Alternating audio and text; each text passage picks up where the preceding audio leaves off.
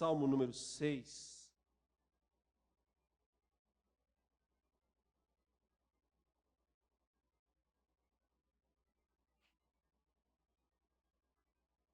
Salmo número 6. Continuando a nossa exposição nos Salmos 3 a 7. Salmos esses que, ao que tudo indica, foram compostos naquele mesmo período em que Davi, segundo a informação do Salmo 3, fugia de seu filho Absalão. O momento provavelmente mais difícil da vida, da história de Davi. Este salmo foi dedicado ao mestre de canto, com instrumentos de 8 cordas. Era um salmo para ser cantado e tocado. Um salmo de Davi, no qual Davi, o homem que foi chamado de o homem segundo o coração de Deus, fez a seguinte oração: Senhor, não me repreendas na tua ira, nem me castigues no teu furor.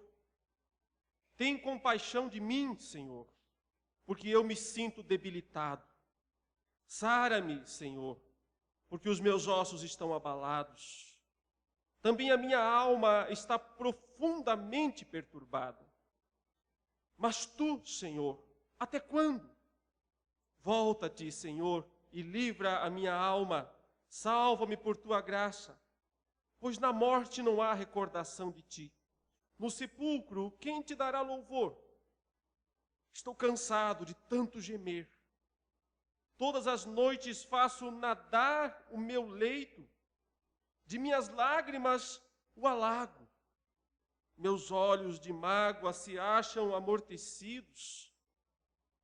Envelhecem por causa de todos os meus adversários. Apartai-vos de mim, todos os que praticais a iniquidade, porque o Senhor ouviu a voz do meu lamento.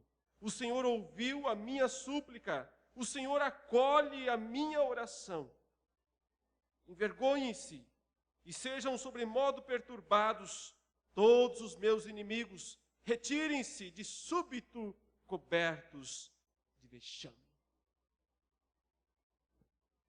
Os salmos mais intensos de Davi, todos eles são intensos, né? A gente percebe pela estrutura, pelas frases, pelas declarações, momentos de grande angústia pessoal, pelos quais passou este homem, que é chamado na Bíblia de o homem segundo o coração de Deus.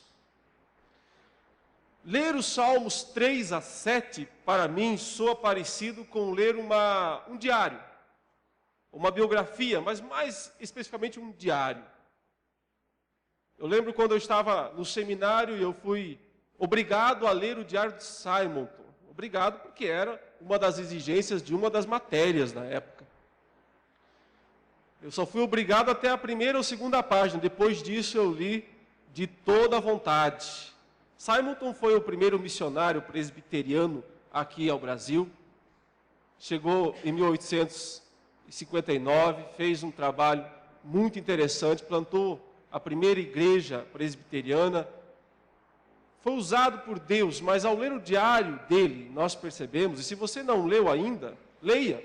Está disponível, é só comprar, está na internet aí, na editora Cultura Cristã. Ao ler o diário dele, nós percebemos suas lutas, suas angústias, seu sofrimento, seu anseio por estar mais próximo de Deus do que ele estava muitas vezes, a sensação de que podia ser mais, podia ter mais comunhão, podia ter mais intimidade com Deus, e não tinha em alguns momentos. Vemos também as horas de dor, quando ele perde sua esposa morre, acometida de doença aqui no Brasil, veio jovem dos Estados Unidos, ele foi lá, casou com essa jovem, ela chamada Ellen, veio ao Brasil, acabou morrendo aqui no Brasil. Ao ler o diário nós percebemos as lutas, a intimidade, a comunhão com Deus, também os anseios, as carências, e algo parecido que eu vejo aqui nos Salmos 3 a 7, que se realmente foram escritos naquele período em que Davi estava fugindo do seu filho Absalão, em que ele havia perdido o trono, perdido a coroa, sofrido um golpe de estado, digamos assim, do próprio filho, que ele aceitou de volta, que ele perdoou depois de um terrível crime, um terrível pecado.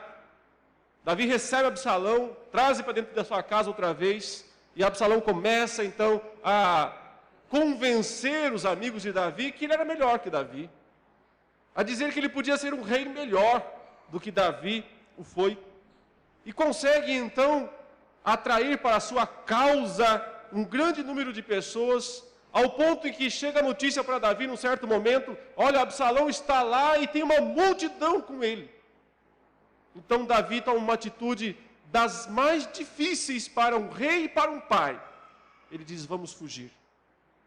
Vamos abandonar Jerusalém, vamos abandonar o palácio, vamos abandonar tudo que nós temos aqui, para que a cidade inteira não venha a morrer pelo fio da espada de Absalão. E é nessa hora que Davi foge, ele sai de Jerusalém, deixa para trás 10 de suas concubinas, que eram suas esposas. Na época, os homens podiam ter várias esposas, e os reis tinham várias esposas, até para poder fazer compromissos e alianças com outros reinos e com outros lugares. Davi tem que deixar para trás essas mulheres, ele foge, ele consegue ter alguns aliados que vão com ele, mas a maior parte ficou. E a situação é das mais lamentáveis. Ele está saindo da cidade, ele está subindo o Monte das Oliveiras e chorando. Ele vai em direção ao Jordão para tentar escapar, fugir. Ele recebe sempre notícias ruins, muito negativas. As coisas estão cada vez piores. Uma certa altura, um homem chamado Simei, um dos descendentes de Saul, se aproxima e começa a jogar pedras em Davi e ofende Davi, diz: você é um homem de sangue, um filho de Belial, você fez coisas erradas e Deus agora está pagando tudo o que você fez de errado. Os soldados de Davi dizem: o rei, o senhor vai deixar ele saber falar essas coisas do senhor? Deixa que eu vou lá e mato esse homem. Davi diz: deixe ele falar. Talvez Deus ouça isso. E então talvez Deus tenha misericórdia da minha vida. Se eu lhe fui desagradável, Deus que me tire mesmo, mas se Deus quiser, Deus pode me colocar de volta. E assim segue a jornada de Davi, se afastando de Jerusalém, fugindo da cidade, indo em direção aos campos, aos desertos. Mas nos Salmos 3 e 4, ele ainda está dormindo bem, né? Lembra que nós estudamos esses Salmos?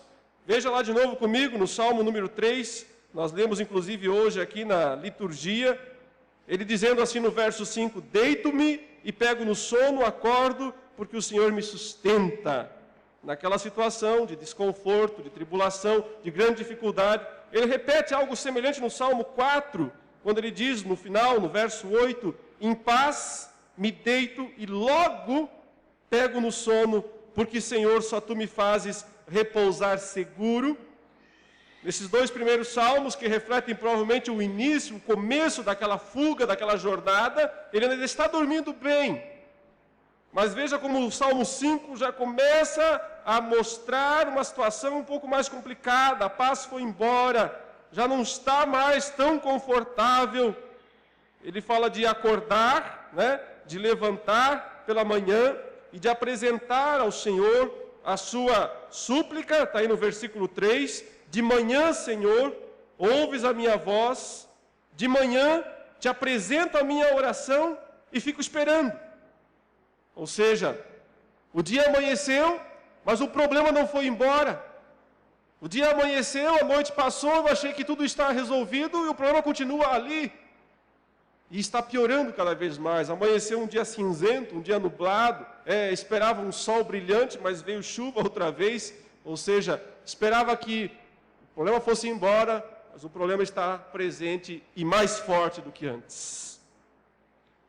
E chegamos ao Salmo 6 agora, em que ele confessa, ele diz que está, no verso 6, cansado de tanto gemer, e que todas as noites faz nadar o leito dele de lágrimas.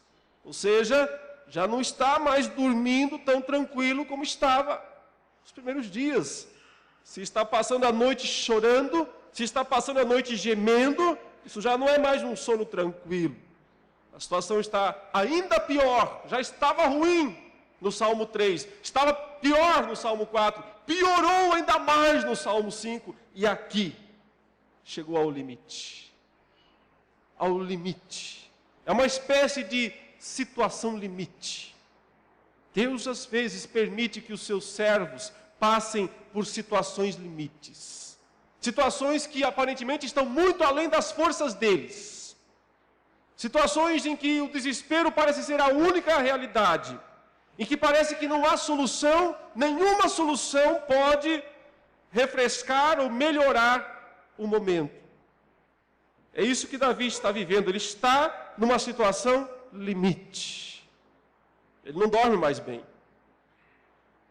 Ele já não acorda mais tão tranquilo. Porque ele percebe que o problema está cada vez pior. E talvez, isso por uma dedução do próprio Salmo, é possível que, além da inimizade de Absalão, além dos exércitos de Absalão, além da falta de comida, além dos problemas que ele enfrenta ao estar fugindo, provavelmente ainda teve alguma doença. É possível. Pelos termos que ele usa no Salmo, descrevendo aqui, sara-me, Senhor, meus ossos, meus olhos, parece que ainda está se somando a toda aquela tribulação, a todo aquele desespero, ao problema familiar, ao problema governamental, também uma doença física. Ou seja, isso é situação limite. Deus, às vezes, permite que seus servos cheguem a situações limites na vida. Permitiu o clássico caso de Jó, e aqui também permitiu que Davi chegasse a essa situação. A pergunta, meus queridos, é: o que fazer em situações limites? O que fazer quando parece que não há mais forças, quando não há mais solução, quando se tentou de tudo e nada deu certo? Ele descansou em Deus, ele orou ao Senhor, ele buscou ao Senhor, ele buscou de noite, ele buscou de dia, ele levantou, ele orou ao Senhor, ele esperou, mas não resolveu. A solução não veio. O que fazer quando parece que não há solução? Quando nossos olhos não conseguem, não contemplam possibilidade de mudança no quadro, na situação em que vivemos? É isso que nós podemos aprender com o Salmo 6 de Davi, que demonstra as atitudes dele em uma situação limite. E note, meus queridos, antes de tudo, e eu chamo atenção para isso porque isso é surpreendente.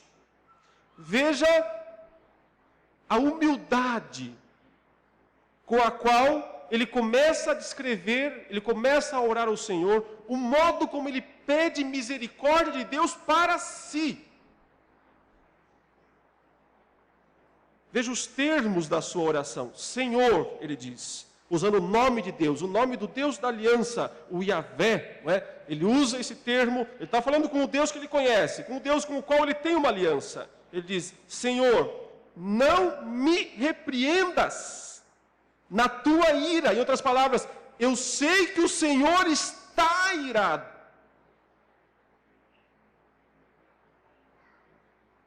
Nem me castigues no teu furor. Eu sei que o Senhor está enfurecido. Mas o que ele pede é alívio.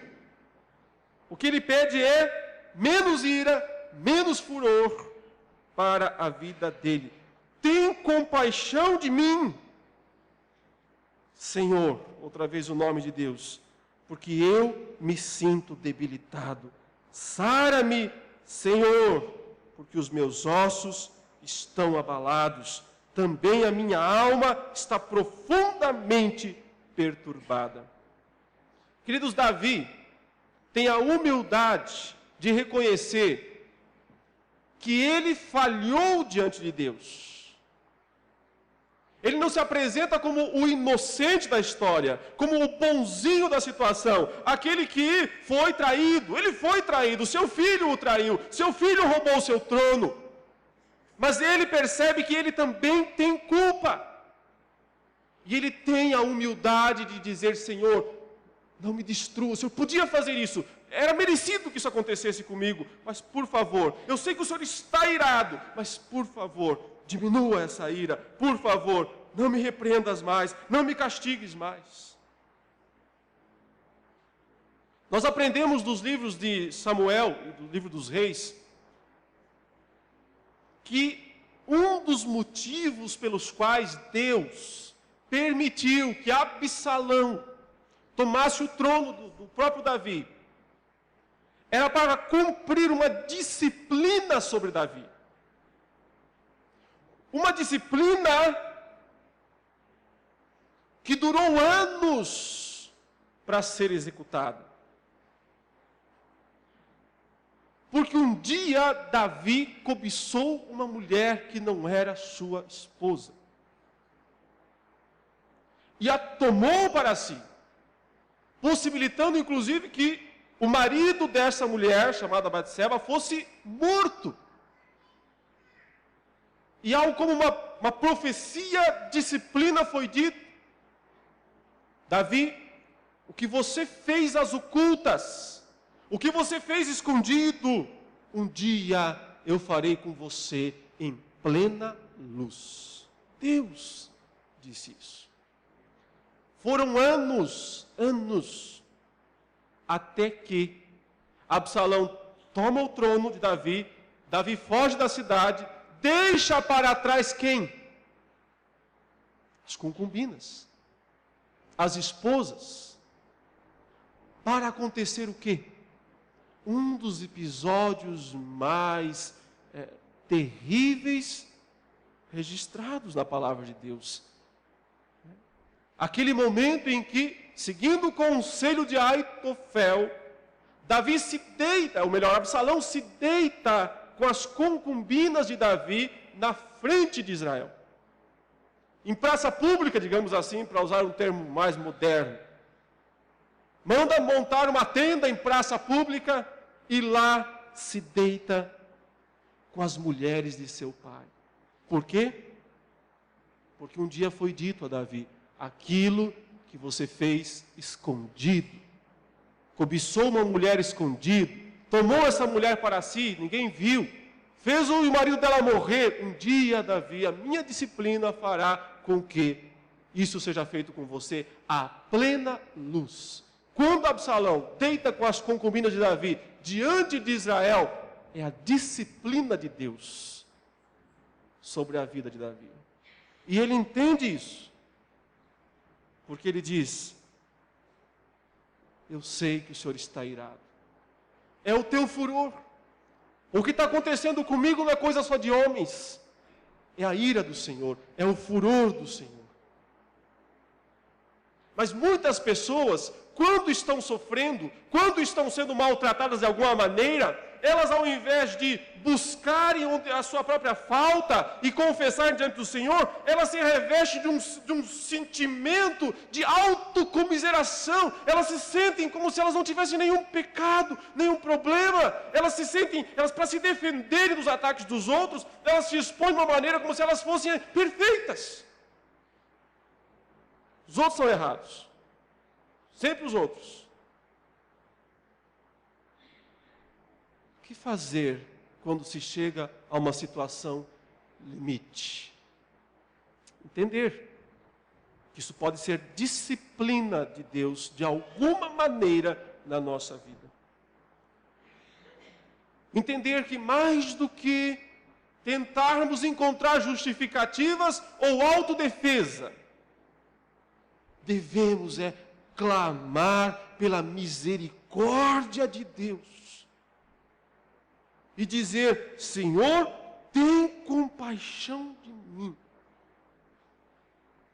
Isto é um ato de humilhação.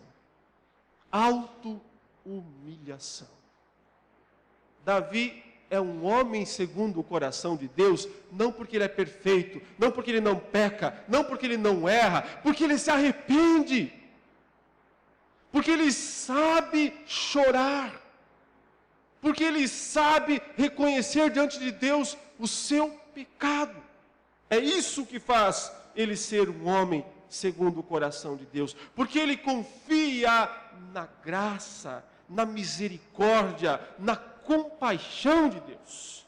É isso que o torna tão especial. Aprendamos, portanto, meus irmãos, a primeira lição com Davi em uma situação limite.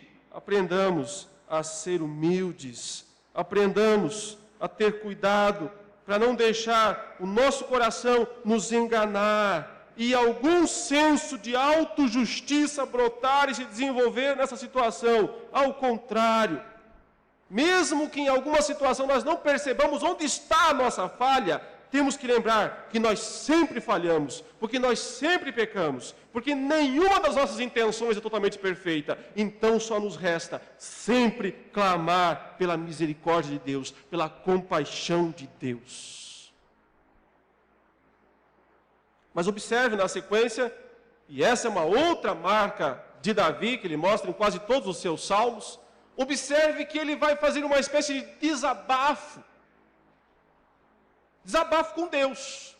Primeiro, ele expõe a convicção de que ele não é perfeito, e Deus está bravo com ele, e ele percebe isso, e ele pede então misericórdia, ele pede compaixão de Deus, mas na sequência, ele desabafa com Deus também.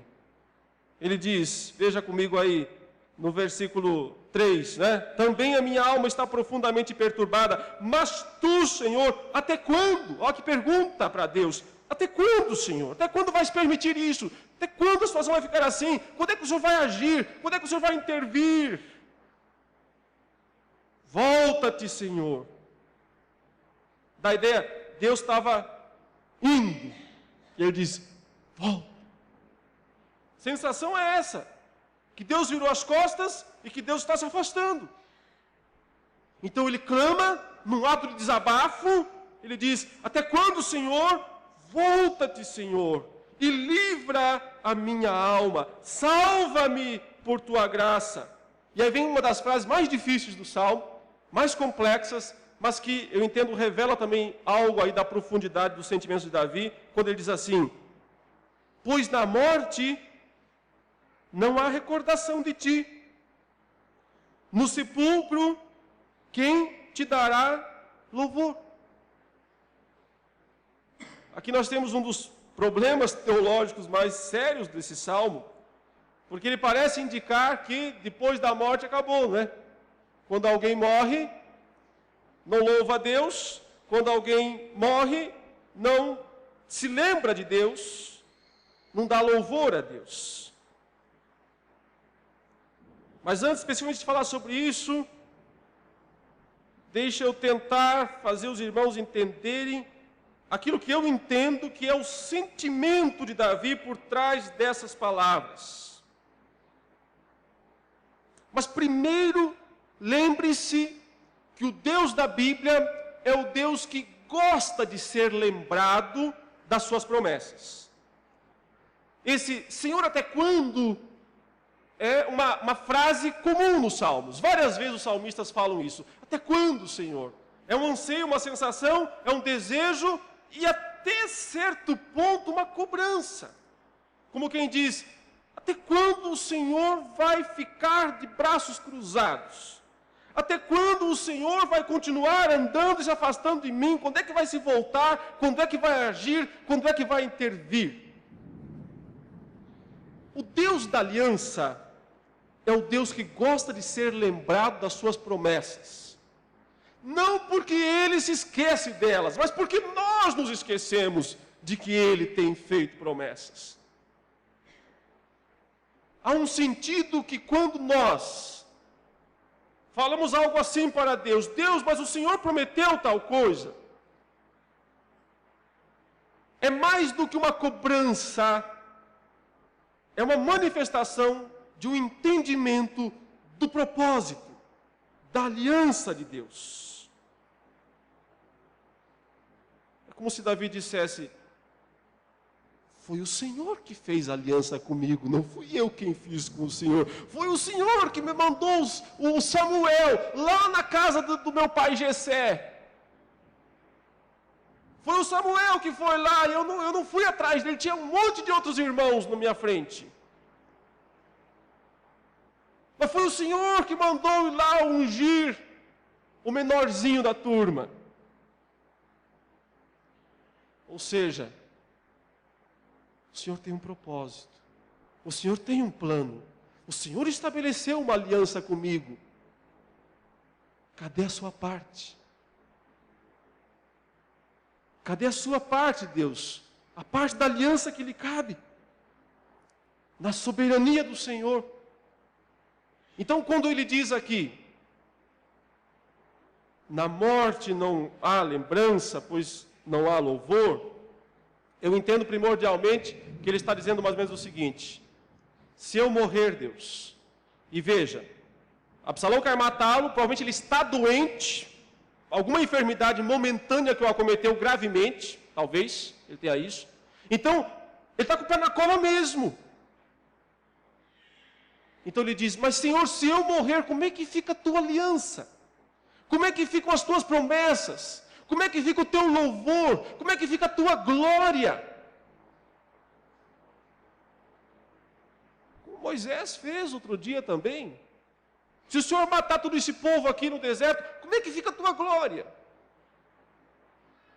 Há um sentido em que Deus gosta de ser lembrado dos objetivos que o glorificam.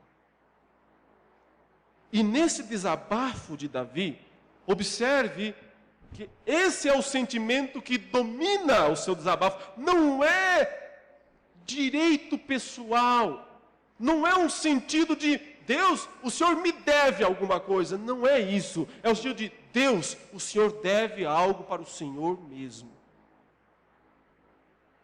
São as promessas que o Senhor fez. Não é que Deus é fiel a mim, Deus é fiel a Ele.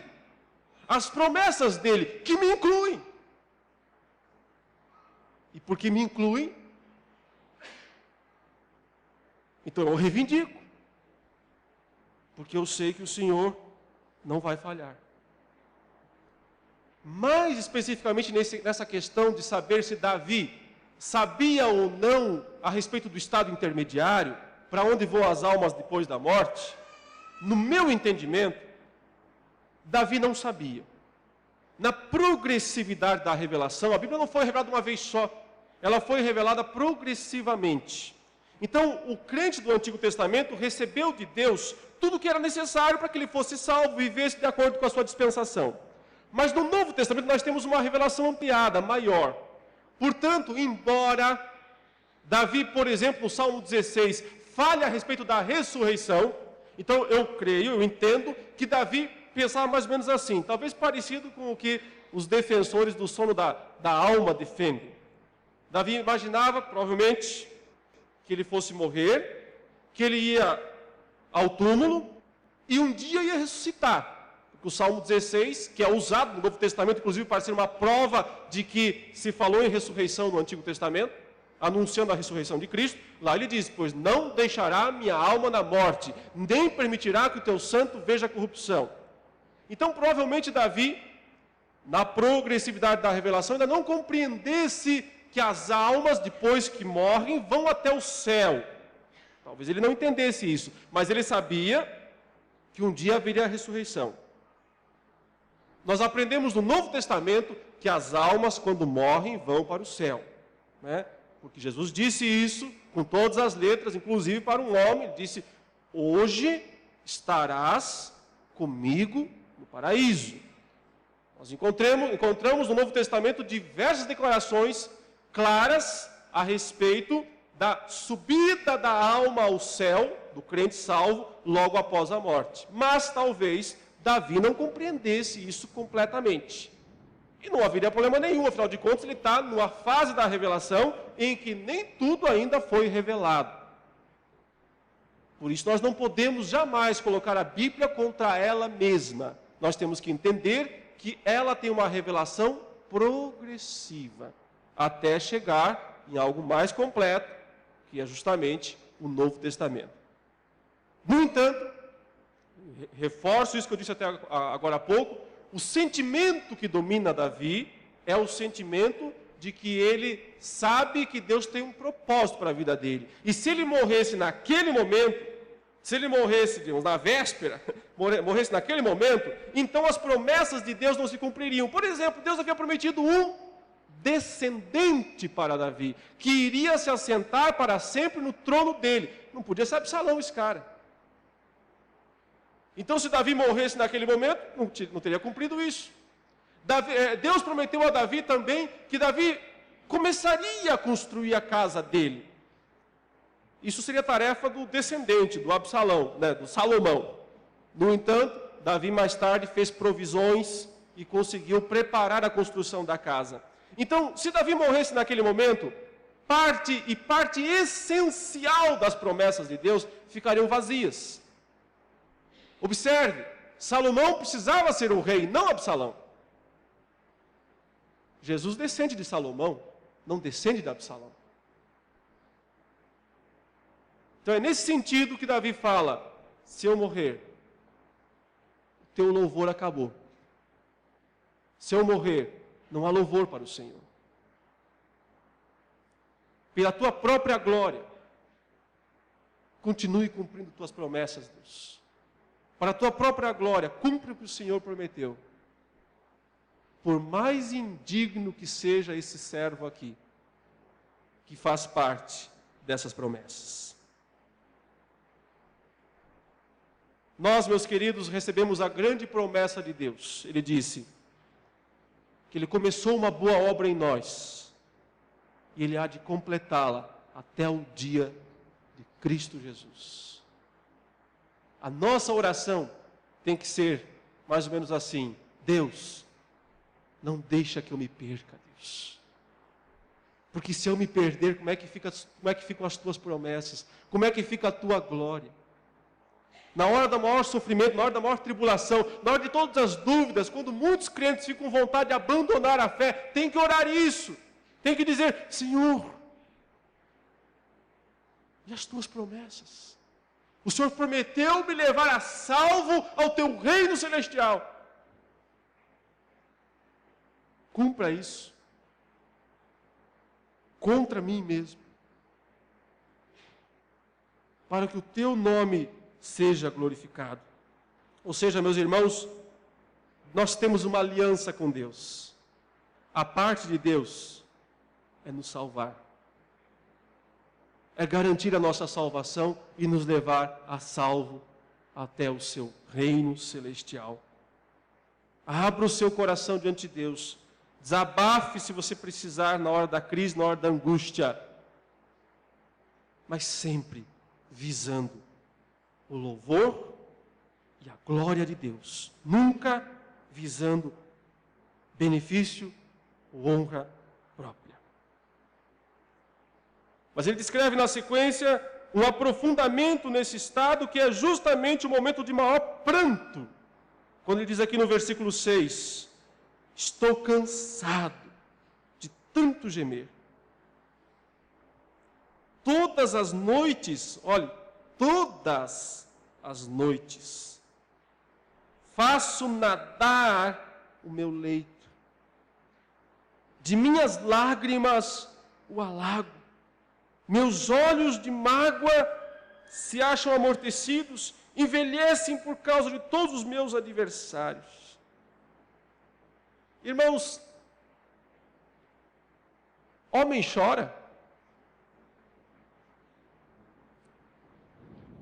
Não dizem que homem que é homem não chora?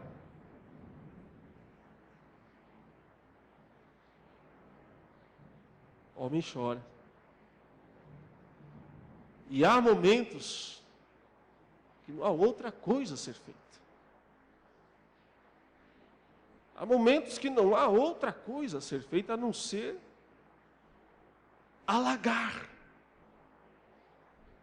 Alagar o leito. Alagar a cama. Com choro.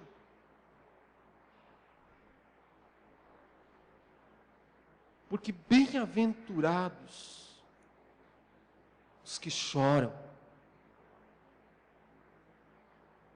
porque serão consolados. Mas aqueles que se mantêm numa superficial força, numa falsa estrutura, muitas vezes o que são, na verdade, é insensíveis ou tolos. Por não verem, muitas vezes, a gravidade da situação. Há um pai aqui, chorando por seu filho. Porque o grande motivo do choro de Davi nesse momento, eu tenho para mim, não é ter perdido a coroa, não é ter perdido o trono, não é ter perdido o reino, não é ter perdido os aplausos das multidões. Ele perdeu um filho.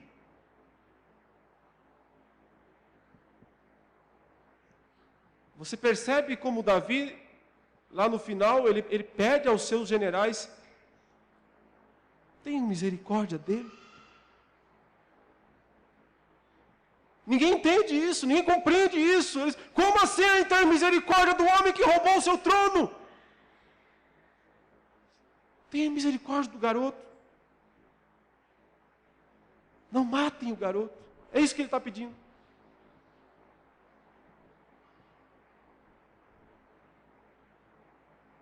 Você chora por seus filhos, principalmente quando eles não seguem o Senhor?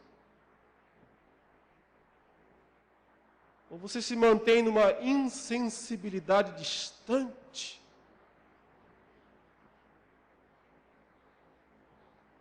Há horas, meus irmãos, que não há outra coisa a fazer a não ser gemer, a não ser prantear, nadar no leito, alagar o leito. Há um poder terapêutico no choro, eu sei disso, todo mundo sabe que há um poder terapêutico no choro. Mas nem é esse aí que eu estou interessado tanto. Eu estou mais interessado na bem-aventurança. Porque Cristo disse: bem-aventurados os que choram. E não é porque eles são masoquistas, gostam de sofrer, mas é porque é uma promessa de consolo, porque serão consolados. Aí está a bem-aventurança de quem chora, de quem alaga o seu leito. Mas eu preciso insistir um pouco mais nesse ponto, porque muitas pessoas choram, mas choram para os outros. São aquelas que ficam reclamando da vida o tempo todo. Como é que está? Está ruim, por isso, por aquilo, por aquilo, por aquilo, por aquilo, por aquilo. Tem a lista pronta. Eles estão sempre chorando, mas chorando para os outros. Chorando para quem não pode consolar. Esse choro aqui, só tem um que pode ouvir. Porque só tem um que pode mudar a situação. E esse que pode mudar a situação é o nosso Deus. Por isso, Davi diz: já estou fazendo isso há tempo demais, Deus. Está na hora do Senhor agir. Já estou fazendo isso demais, há tempo demais. Eu estou cansado já de tanto gemer. Todas as noites eu tenho feito o meu leito se alagar de tantas lágrimas. Os meus olhos estão amortecidos, meus olhos não funcionam mais bem. Estão amortecidos, estão ficando velhos. Por causa de todos os meus adversários. É interessante que Davi não vê tanto o filho dele como seu adversário. Ele vê mais aqueles que estão ao redor do filho dele.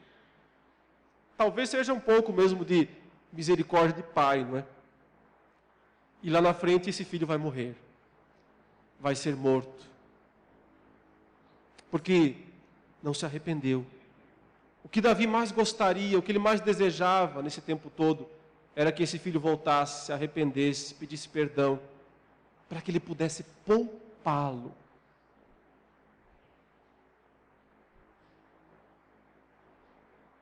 Então aprendemos, meus irmãos, que chorar também faz bem. Ainda que seja doloroso na hora, ainda que a dor seja muito grande, mas também faz bem. Chorar faz parte da situação limite. O que fazer em situações limites? Nós vimos 3 coisas até aqui. Eu disse: humilhe-se. Humilhe-se diante de Deus, porque pode ser que Deus tenha um propósito, e pode ser disciplina ou vai ser provação. Só há 2 possibilidades nas tribulações que Deus permite ao seu povo: ou disciplina ou provação. Então humilhe-se diante do Senhor. Mas eu disse também, pode desabafar com Deus. Lembre-o das suas promessas, lembre-o da sua aliança, lembre da glória dele, que há coisas maiores em jogo do que você mesmo, do que a sua situação. É o nome de Deus, é a glória de Deus. Desabafe, lembre Deus dessas coisas. Chore se for preciso, alargue o seu leito, chore diante de Deus, não diante dos outros, diante do Senhor.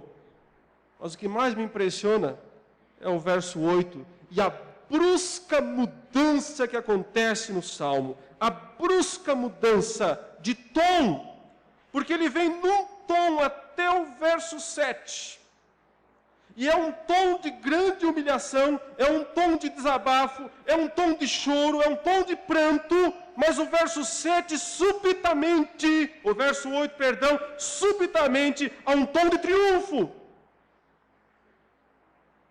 Um milagre acontece aqui. A situação muda drasticamente, mas não muda lá fora, muda lá dentro. Lá fora está tudo igual. Mas lá dentro dele mudou tudo. Veja, ele faz uma declaração, primeiro, apartai-vos de mim, todos os que praticais a iniquidade. Ou seja, saiam de perto de mim, todo mundo que está fazendo coisas erradas. Talvez um ato de santificação, talvez uma lembrança daquilo que o próprio Davi devia fazer como rei, não é? E não fez. Como rei, ele devia, como alguns salmos inclusive dizem, ele devia ter expulsado todos os ímpios possíveis. Ele deixou Aitofel, deixou voltar Absalão, ele foi permitindo a chegada dos ímpios. Agora ele percebe como de uma hora para outra, ele diz então, fora, longe, eu não quero mais ninguém perto de mim, com língua que bajula, né? Porém, interesses obscuros, não quero mais ninguém perto de mim. Pode ser um pouco tarde, né, para fazer isso agora, mas antes tarde do que nunca. Mas o que impressiona mesmo é a próxima declaração. Tem um porquê aí, e ele diz, porque o Senhor ouviu a voz do meu lamento, o Senhor ouviu a minha súplica, o Senhor acolhe a minha oração. Instantaneamente ele disse, o Senhor ouviu. Eu entendo que isso é uma coisa mística, isso é uma coisa sobrenatural, isso ultrapassa a capacidade da razão. Está tudo ruim, muito ruim, muito ruim. Então ele chora, então ele ora, então ele suplica e instantaneamente ele tem a certeza de que Deus ouviu. Instantaneamente ele diz, o Senhor ouviu. E repete 3 vezes, veja, 3 vezes com o Senhor, o Yahvé. O Senhor ouviu a voz do meu lamento. O Senhor ouviu a minha súplica. O Senhor acolhe a minha oração. A tríplice repetição aqui provavelmente seja ênfase mesmo, a ideia de certeza, a ideia de garantia, a ideia de não tenho dúvidas. O Senhor ouviu o que eu tinha para dizer para Ele. Eu posso voltar para casa tranquilo, aliviado. Isso só acontece com o crente, meus irmãos. Isso é coisa de crente.